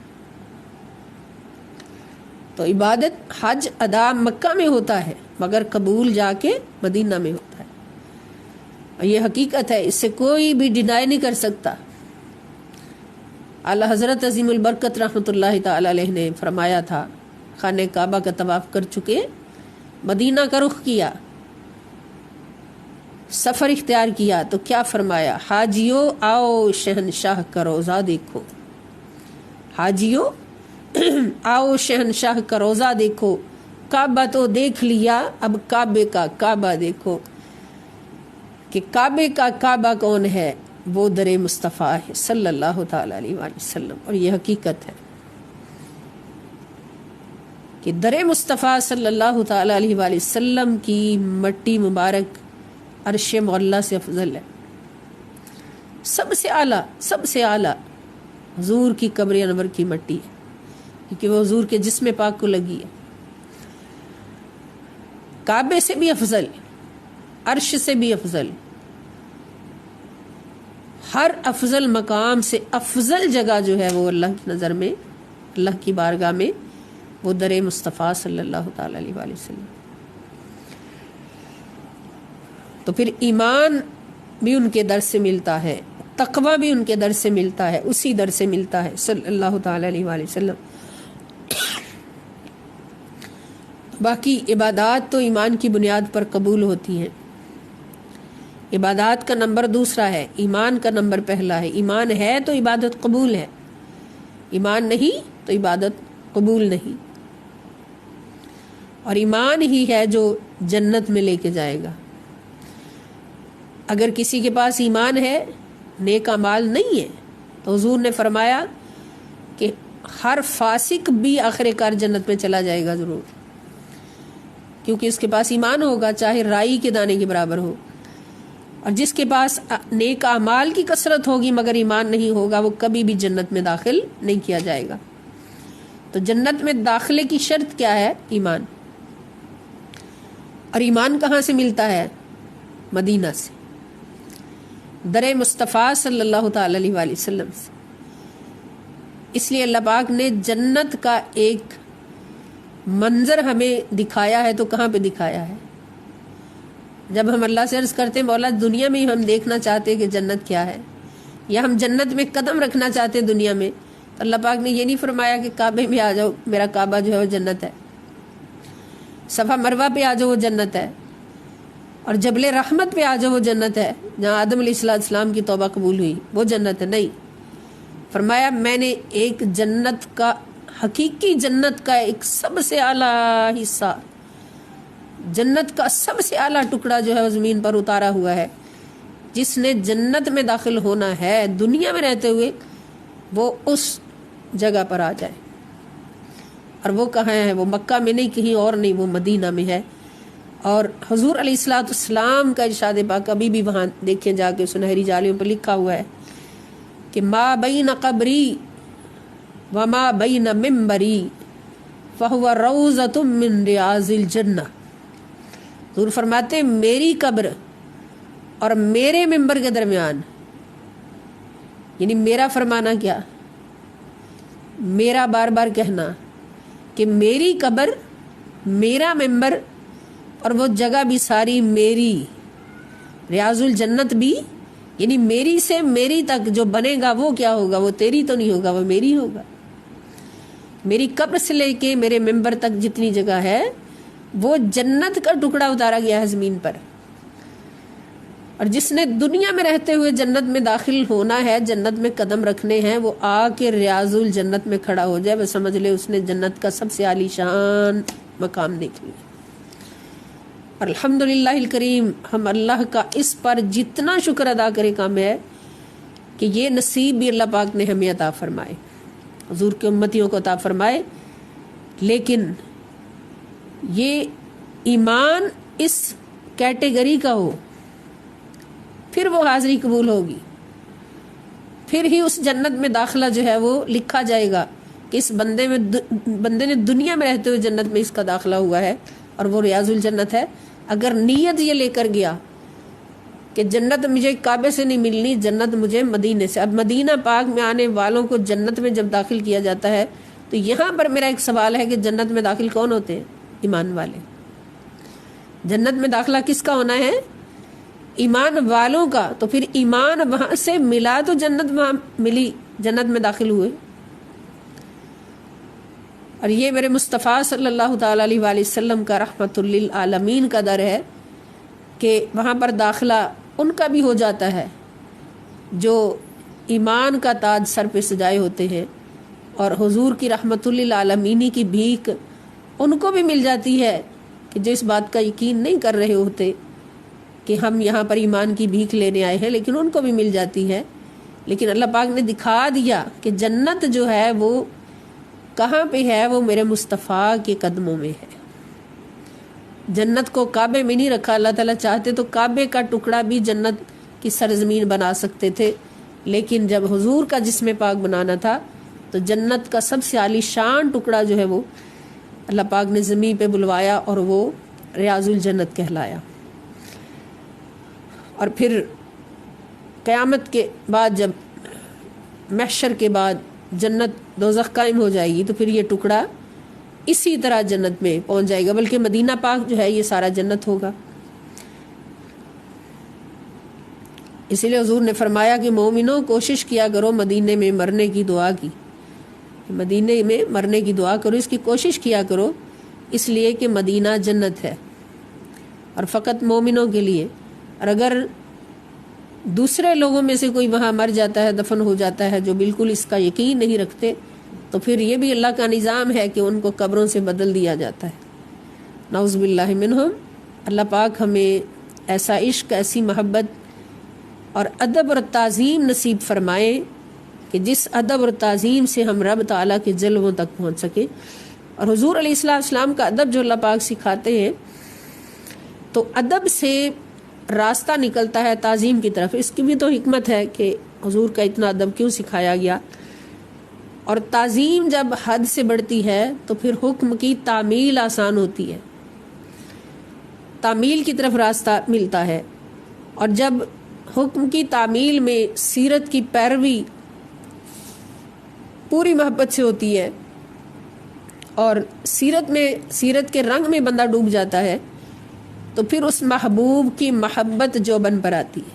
جیسے صحابہ کرام کی مثال ہے کہ کوئی پوچھتا ہے سیدنا ابو بکر صدیق رضی اللہ تعالیٰ عنہ سے کہ آپ نے یہاں بیٹھ کر وضو فرمایا ہے اور پھر کھڑے ہو کر آسمان کی طرف مسکرا کے دیکھا ہے, ایسا کیوں کیا؟ تو فرماتے مجھے نہیں پتا, میں نے ایک بار اپنے آقا صلی اللہ تعالیٰ علیہ وآلہ وسلم کو دیکھا تھا کہ یہاں بیٹھ کر حضور نے وضو فرمایا اور پھر کھڑے ہو کر آسمان کی طرف دیکھ کر مسکرائے تھے. میں نے تو اپنے محبوب کے سنت کی تعمیل کی ہے, عمل کی تعمیل کی ہے اور عمل کو ادا کیا ہے. مجھے نہیں پتا میرے آقا علیہ السلام نے ایسا کیوں فرمایا تھا. محبت اس حد تک بڑھ جاتی ہے کہ محبوب کہاں مسکرایا تھا میں بھی وہاں مسکراؤں, محبوب کہاں رویا تھا میں بھی وہاں روؤں, محبوب نے کپڑے کیسے پہنے تھے, محبوب چل کیسے رہا تھا, محبوب کی ہر ادا سے بھی محبت ہو جاتی ہے. یہ تعمیل کرتے کرتے بندہ اس حد تک پہنچ جاتا ہے اور پھر یہ محبوب کی محبت, محبوب خدا صلی اللہ تعالی وسلم کی محبت پھر کہاں لے کے جاتی ہے؟ خدا کی قسم یہ محبت خدا کی طرف لے کے جاتی ہے. یہ اللہ رب العزت کی محبت کی طرف لے کے جاتی ہے اور اللہ کی محبت پھر ہمیں حریم کبریائی تک لے کے جاتی ہے. حریم کبریائی تک جانے کا راستہ ہمارے لیے منور ہو جاتا ہے اور اللہ رب العزت کی بارگاہ میں مقبولان بندوں میں جو اللہ کے مقبول بندے ہیں ان میں شامل ہونے کا راستہ ہمیں مل جاتا ہے. تو یہ شروع کہاں سے ہوتا ہے؟ سفر ادب مصطفیٰ صلی اللہ علیہ وسلم. اور جس نے پہلے سٹیپ سے ہی انکار کر دیا تو وہ کیسے حریم کبریائی تک رسائی حاصل کرے گا؟ وہ کیسے ابو بکر صدیق بنے گا؟ وہ کیسے بلال حبشی بنے گا؟ 1.25 لاکھ صحابہ رضی اللہ تعالی عنہم کو دیکھ لے کہ ہر صحابی ادب تعظیم اور محبت میں ڈوبا ہوا. کوئی ایک صحابی بھی, ادنا سے ادنا صحابی بھی کہنا تو کیا سوچنے کی بھی جسارت نہیں کرتا کہ حضور علیہ السلام ہماری طرح کے بشر ہیں یا جیسے ہم ہیں ویسے حضور ہیں. نہیں, صحابی کی ادب تعظیم اور محبت کی انتہا یہ ہے کہ حضور کے سامنے بیٹھتے ہیں سیدنا ابو بکر صدیق رضی اللہ تعالیٰ عنہ, سیدنا حسان ابن ثابت رضی اللہ تعالیٰ عنہ مکھڑے مصطفیٰ صلی اللہ علیہ وسلم پہ نظر ڈالتے ہیں تو بار بار کہتے ہیں کہ وَأَحْسَنَ مِنْكَ لَمْ تَرَ قَطُّ عَيْنِي وَأَجْمَلَ مِنْكَ لَمْ تَلِدِ النِّسَاء خُلِقْتَ مُبَرَّأً مِّن كُلِّ عَيْبٍ كَأَنَّكَ قَدْ خُلِقْتَ كَمَا تَشَاءُ. اور جب کوئی پوچھتا ہے کہ ابو بکر تیری آرزو کیا ہے زندگی میں, یہ محبت کی انتہا ہے, یہ فنا فی الرسول ہونے کی انتہا ہے, تو ابو بکر کیا کہتے ہیں؟ ابو بکر کی صرف 3 آرزویں ہیں کہ مال ابو بکر کا ہو, قربان مصطفیٰ کے قدموں پر ہو, اولاد ابو بکر کی ہو اور غلام مصطفیٰ کی ہو صلی اللہ علیہ وآلہ وسلم, حضور پر قربان ہو, نگاہیں ابو بکر کی ہوں اور چہرہ مصطفیٰ کا ہو صلی اللہ تعالیٰ علیہ وآلہ وسلم. تو پھر رب نے مقام بھی کیا دیا, فرمایا تو میرے محبوب کی محبت میں غرق ہے, اے ابو بکر صدیق تو میرا محبوب ہے. اور ان کی شان میں قرآن کی آیتیں, ابو بکر ادھر عمل کرتا ہے ادھر اللہ تعالیٰ قرآن کی آیت بنا کے اتار دیتا ہے. کہیں فرماتا ہے والذین جاؤوا بالصدق وصدق بہ فاولئک هم المتقون. یہ میرے ابو بکر کی شان ہے کہ یہ صدیق بھی ہے, یہ متقی بھی ہے. اور کہیں فرماتا ہے کہ ثانی اثنین اذ ہما فی الغار, ابو بکر میرے محبوب کے ساتھ غار میں بیٹھا, یہ میرا پہلا یار, یہ میرا دوسرا یار. ابو بکر کو یار پر نثار ہونے کے بدلے اپنا یار کہہ دیا. ثانی اثنین اذ ہما فی الغار. اور کہیں فرماتا ہے وَسَيُجَنَّبُهَا الْأَتْقَى الَّذِي يُؤْتِي مَالَهُ لِيَتَزَكَّى وَمَا لِأَحَدٍ عِندَهُ مِن نِعْمَةٍ تُجْزَى إِلَّا ابْتِغَاءَ وَجْهِ رَبِّهِ الْأَعْلَى. نام کیا دے دیا کہ آج میرا ابو بکر صرف متقی نہیں رہا، اتقا بن گیا. اللہ نے اتقا کا لقب عطا کر دیا کہ جس کا قدم سارے متقین کے کندھوں پر. متقین کا سردار کس بنیاد پر؟ کہ میرے محبوب نے اشارہ کیا کہ جنگ کے لیے مال کی ضرورت ہے، تو ابو بکر صدیق رضی اللہ تعالیٰ عنہ گھر کا ایک ایک تن کا اٹھا کے لے آیا، حتیٰ کہ تن کا لباس بھی اتار کر ٹاٹ کا لباس پہن کر وہ لباس بھی حاضر کر دیا کہ محبوب کا حکم ہوا ہے ابو بکر کچھ بھی باقی نہ رہے، سب کچھ مصطفیٰ پہ قربان ہو جائے. اب یہ کیا ہے؟ یہ محبت ہے، یہ عشق ہے. محبوب کے عشق میں غرق ہو جانا ہے، ڈوب جانا ہے. اور یہی عشق تھا، محبت تھی جس نے حریم کبریائی تک ابو بکر صدیق رضی اللہ تعالیٰ عنہ کو پہنچا دیا. تو سورہ حجرات ہمیں یہی سکھاتی ہے. سب سے پہلے ادب مصطفیٰ صلی اللہ علیہ وسلم، تعظیم مصطفیٰ صلی اللہ علیہ وسلم، محبت مصطفیٰ صلی اللہ علیہ وسلم، اور اس کے بعد سیرت کی پیروی، اخلاق طیبہ کی پیروی. پھر اس سورہ مبارکہ کے اندر اللہ پاک نے صحابہ کرام کے ایمان کو بھی بیان فرمایا خود، کہ اللہ تعالیٰ نے صحابہ کے دل ان کے لیے ایمان کو پسند فرمایا ہے. یعنی ان کے دلوں میں ایسا ایمان بھر دیا ہے اللہ پاک نے کہ وہ اب اس ایمان پر کسی بھی بات پر سودا نہیں کر سکتے. ایمان ان کو سب سے زیادہ محبوب ہے، اور اس ایمان پر وہ سب کچھ قربان کر سکتے ہیں. یہی ایمان تھا تو 313 صحابی 8 تلواروں کے ساتھ 70 سرداروں کو قتل بھی کرائے اور 70 کو اسیر بھی کر لائے. یہی ایمان تھا جس کی بنیاد پر. اور پھر یہ بھی فرما دیا کہ ان صحابہ کے لیے کفر کو ناپسند کر دیا ہے، کر رہا ہے لیکن الکفر، ہمارے لیے کفر کو ناپسند فرمایا ہے کہ یہ صحابہ کبھی بھی کفر کے ساتھ کوئی بھی رشتہ داری قائم نہیں کر سکتے، کوئی سودا نہیں کر سکتے. تو یہ بات ذہن میں رکھے کہ ہم جو کچھ بھی پڑھتے ہیں، بالخصوص یہ سورہ مبارکہ، تو اس میں جو کچھ بھی احکام ہیں، فرائض ہیں، واجبات ہیں، اخلاقیات ہیں، یہ سب صرف صحابہ کے لیے نہیں بلکہ یہ پوری امت کے لیے، ہمارے لیے اور قیامت تک آنے والے ہر مسلمان مومن کے لیے اس کے سارے احکام لاگو ہوتے ہیں. تو آج بھی جو صحابہ کے نقش قدم پر چلنے والے ہیں وہ کبھی بھی اپنے ایمان کا سودا غیر کے ساتھ نہیں کرتے، کبھی بھی کفر کو پسند نہیں کرتے، ہمیشہ ایمان کو پسند کرتے ہیں، کفر کو ناپسند کرتے ہیں اور ان ساری باتوں پر عمل کرتے ہیں.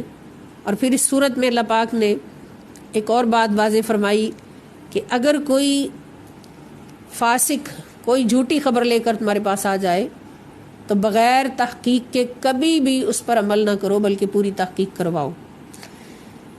اس میں بھی ایک بیک گراؤنڈ ہے، وہ بھی انشاءاللہ بیان ہوگی. پھر مسلمانوں کے 2 گروہوں میں لڑائی ہو جائے تو ان کے درمیان صلح کراؤ، صلح کی کوشش کرو. اگر وہ صلح کرنے پر آمادہ ہو جائیں تو بہترین، اگر نہ صلح کرنا چاہیں تو پھر اس گروہ کی مدد کرو جو مظلوم ہو. ظالم کی کبھی مدد نہ کرو بلکہ مظلوم کی مدد کرو. اور اسی طرح بہت ساری اخلاقیات سکھائی ہیں، حسد، بغض اور چغلی، غیبت، ان ساری چیزوں سے بچنے کا ہمیں حکم دیا ہے اور ایمان والی مخلص زندگی گزارنے کا ہمیں اللہ پاک نے دعوت دی ہے اس سورہ مبارکہ کے اندر. تو اب ہم اس سورہ مبارکہ کی طرف آتے ہیں، اس کو شروع کر لیتے ہیں انشاءاللہ.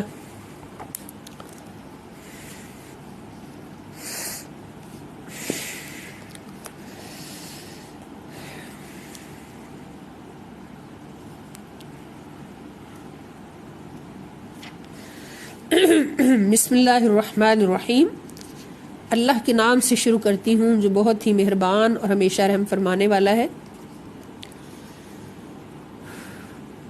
یا ایھا الذین آمنوا لا تقدموا بین یدی اللہ ورسولہ واتقوا اللہ ان اللہ سمیع علیم۔ اب اس میں غور یہ رکھنا ہے کہ اس سورہ مبارکہ میں خطاب جو ہے، جیسے اللہ پاک نے مختلف گروہوں سے قرآن کریم میں خطاب فرمایا ہے، تو اس میں خطاب بالخصوص مومنین سے ہے، گروہ مومنین سے۔ اللہ تعالیٰ فرماتے ہیں یا ایھا الذین آمنوا، یا ایھا، اے، یہ جہاں بھی آئے پہلے میں نے عرض کیا تھا اس کا مطلب ہے اے الذین، وہ لوگوں، آمنو جو ایمان لائے ہو، اے ایمان والو،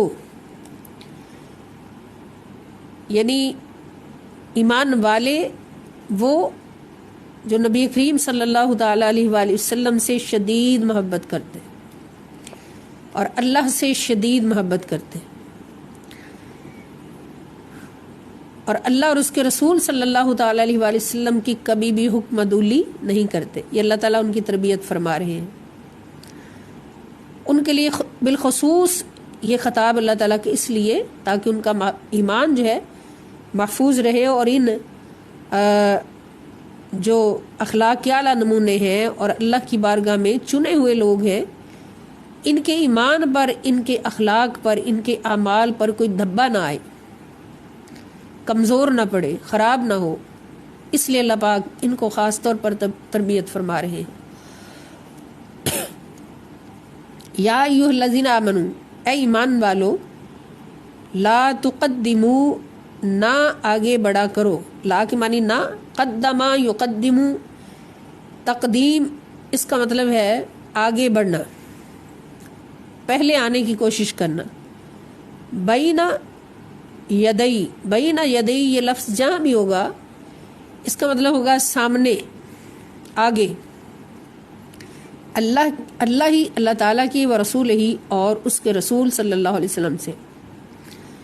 لا تقدموا، نہ بڑا کرو، بین یدی، آگے اللہ ہی، اللہ تعالیٰ کے اور اس کے رسول صلی اللہ تعالی وسلم سے آگے بڑھنے کی کوشش نہ کیا کرو۔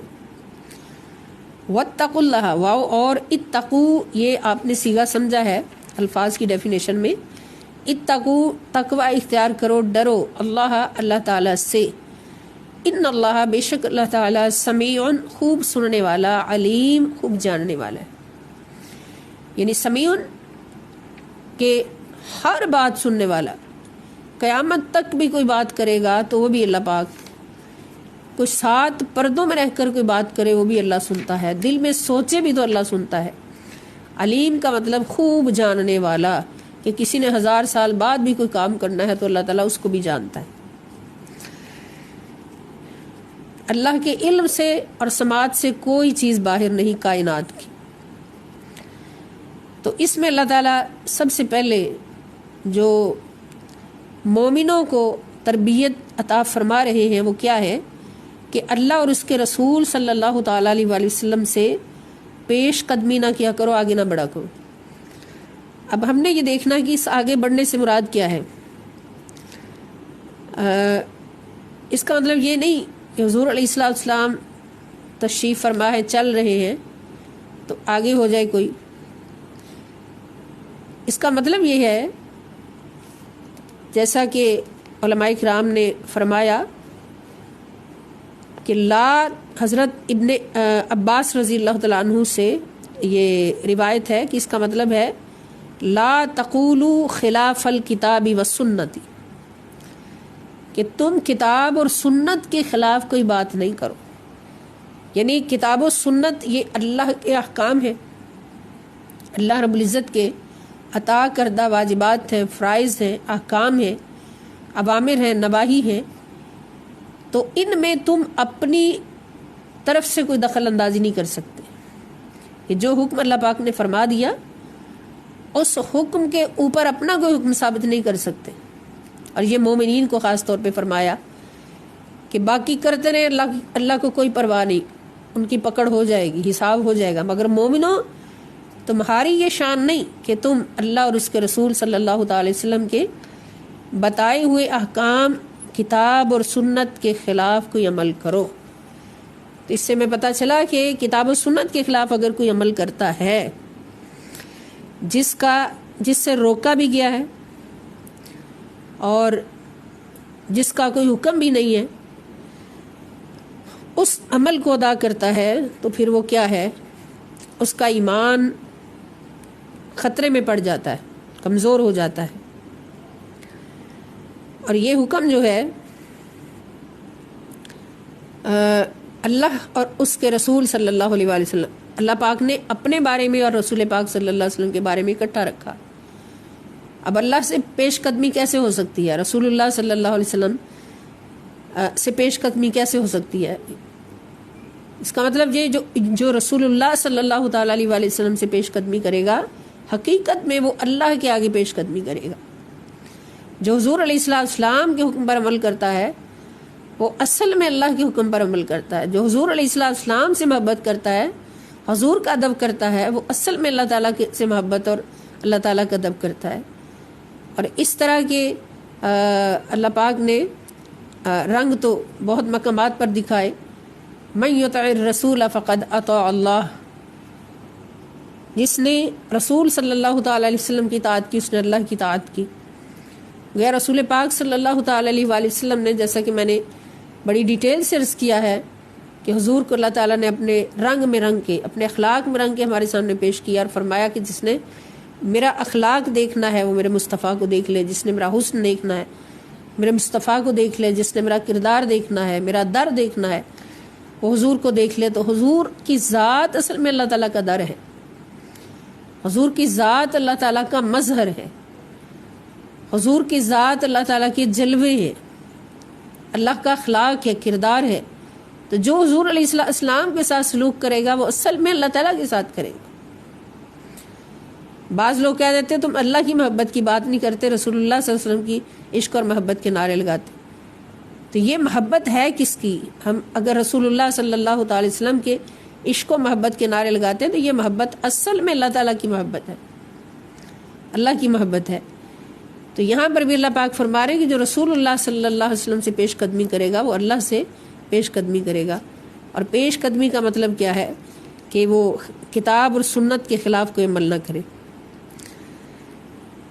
کوئی ایسی بات نہ کہے جو اللہ اور اس کے رسول کے حکم کے اوپر لاگو ہو جائے، اس حکم کو پیچھے کر دے نعوذ باللہ، اور اپنی پسند کا کوئی اعلان کر دے مسلمان۔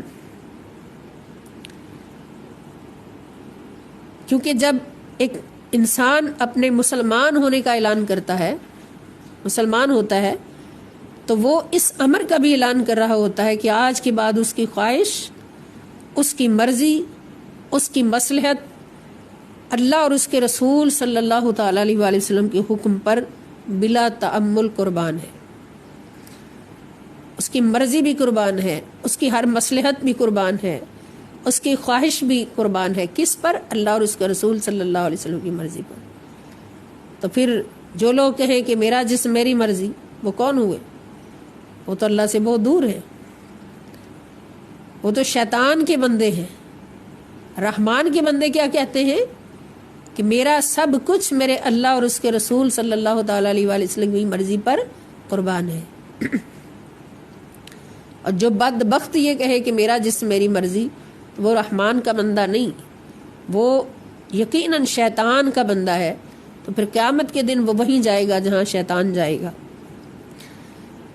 اور یہاں پر یہ بات واضح ہو جائے کہ یہ ارشاد فقط اہل ایمان کی شخصی اور انفرادی زندگی کے لیے نہیں ہے، یعنی صرف ہماری انفرادی یا تنہا زندگی کے لیے یہ ارشاد پاک محدود نہیں ہے، بلکہ یہ قومی اور اجتماعی زندگی کے تمام گوشوں پر حاوی، وہ سیاسی ہو، وہ اقتصادی ہو، وہ اخلاقی ہو، ان سب پر محیط ہے یہ پیغام کہ معاملہ میدان سیاست کا ہو، معاملہ میدان اقتصاد کا ہو، معاملہ میدان اخلاقیات کا ہو، معاملات کا ہو، عبادات کا ہو، ہر مقام پر یہ حکم لاگو ہوتا ہے کہ لا تقدموا بین یدی اللہ ورسولہ، کہ اللہ اور اس کے رسول صلی اللہ تعالیٰ علیہ وآلہ وسلم کے حکم پر اپنا کوئی حکم صادر نہیں کرنا، کوئی ایسی بات، کوئی ایسا قانون نہیں بنانا جو کتاب و سنت سے منافی ہو۔ جیسے آج کل ایسا ہو رہا ہے کہ کہیں مرتدین، ختم نبوت کے منکروں کو قانون میں جگہ دینے کی کوشش کی جا رہی ہے، ان کی مخالفت والے قانون کو ختم کر کے ان کو کچھ نہ کچھ چھوٹ دینے کی کوشش کی جا رہی ہے۔ تو یہ کفر کا کام ہے، یہ ایمان کا کام نہیں۔ اسی طرح عدل و انصاف کے تقاضوں میں، عدالتوں میں اور ہر میدان میں جہاں بھی کتاب و سنت کی خلاف ورزی ہوگی تو وہاں ایمان کا خطرہ ہے۔ ایمان والوں کو حکم ہے کہ کہیں بھی تم اپنی مرضی کا حکم لاگو نہیں کر سکتے۔ بے شک اللہ تعالیٰ خوب سننے والا اور خوب جاننے والا ہے۔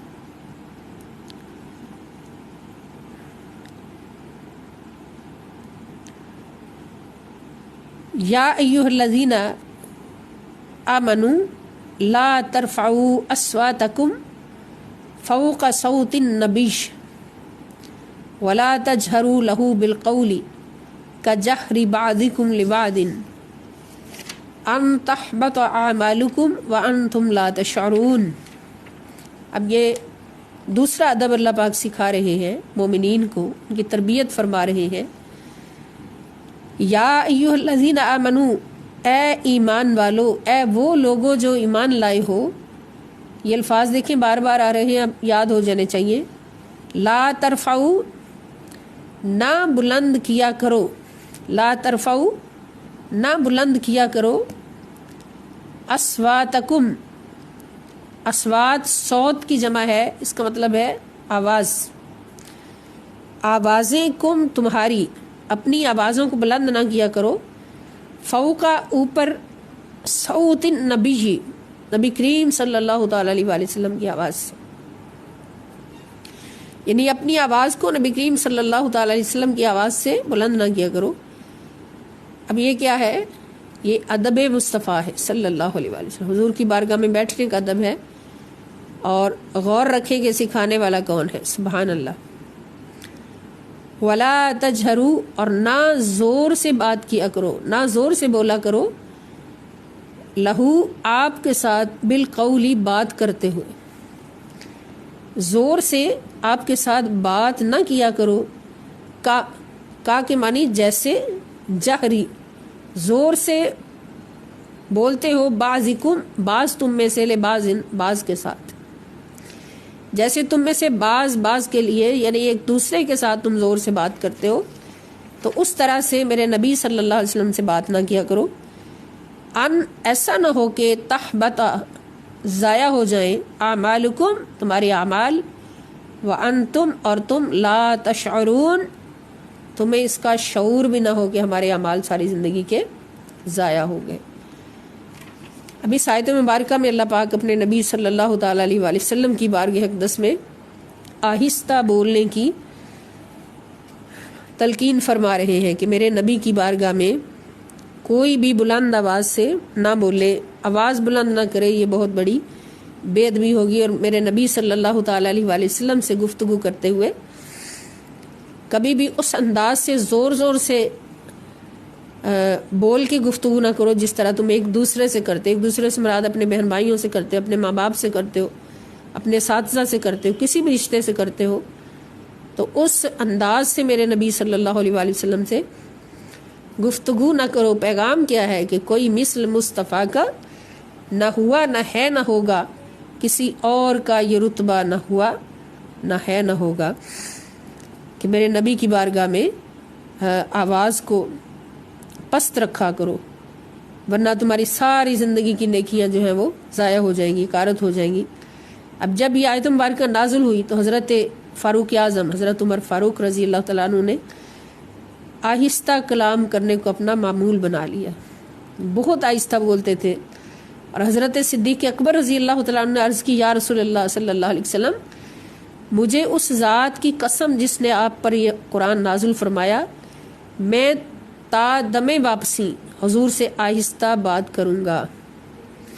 اور جب کوئی وفد حضور علیہ السلام سے ملاقات کے لیے آتا تو سیدنا صدیق اکبر رضی اللہ تعالیٰ عنہ کسی کو ان کے پاس بھیجتے، کسی ایک خاص آدمی کو ان کے پاس بھیجتے اور انہیں حضور علیہ السلام کی بارگاہ کی حاضری کے آداب سکھاتے اور ہر طرح کا ادب و احترام سکھاتے کہ بارگاہ مصطفیٰ صلی اللہ علیہ وسلم میں آ رہے ہو تو یہاں کا ادب یہ ہے، ہر ادب سکھاتے، پھر اس وفد کو آنے کی اجازت ہوتی۔ صحابہ کرام کا عمل دیکھیے، اور صحابہ کرام تو پہلے ہی سراپا ادب تھے، اور اس آیت کے نزول کے بعد اور بھی ادب میں ڈوب گئے۔ اور حضرت ثابت بن قیس رضی اللہ تعالیٰ عنہ جو حضور کے صحابی تھے، قدرتی طور پر ان کی آواز بلند تھی، بھاری آواز کے مالک تھے۔ جب انہوں نے اس آیت مبارکہ کو سنا تو اپنے گھر میں بند ہو گئے اور زاروں کی طرح روتے رہے، اتنا روئے 2-3 دن تک۔ جب حضور علیہ السلام نے دیکھا کہ میرا یہ غلام مسجد میں آ نہیں رہا تو آپ نے پوچھا کہ ثابت کہاں پہ ہے؟ بتایا گیا کہ حضور اپنے گھر میں بند ہیں اور جس دن سے یہ آیت مبارکہ نازل ہوئی بہت رو رہے ہیں کہ یہ آیت میرے حق میں نازل ہوئی ہے۔ تو حضور نے فرمایا ان کو بلاؤ، اپنے پاس بلایا اور مسکرا کے فرمایا، میرے پیارے، میرے دوست، میرے صحابی، یہ آپ کے بارے میں نازل نہیں ہوئی ہے، یہ تو بے ادب لوگوں کے لیے نازل ہوئی جو بے ادبی سے بولتے ہیں۔ آپ کے حق میں یہ آیت مبارکہ نازل نہیں ہوئی۔ آپ کو خوشخبری دی اور آپ کی اتنی پیاری تسلی فرمائی کہ حضور علیہ السلام نے ایک بہت بڑی خوشخبری سے نوازا۔ فرمایا، اما ترضى ان تعيش حمیدا وتقتل شہیدا وتدخل الجنة۔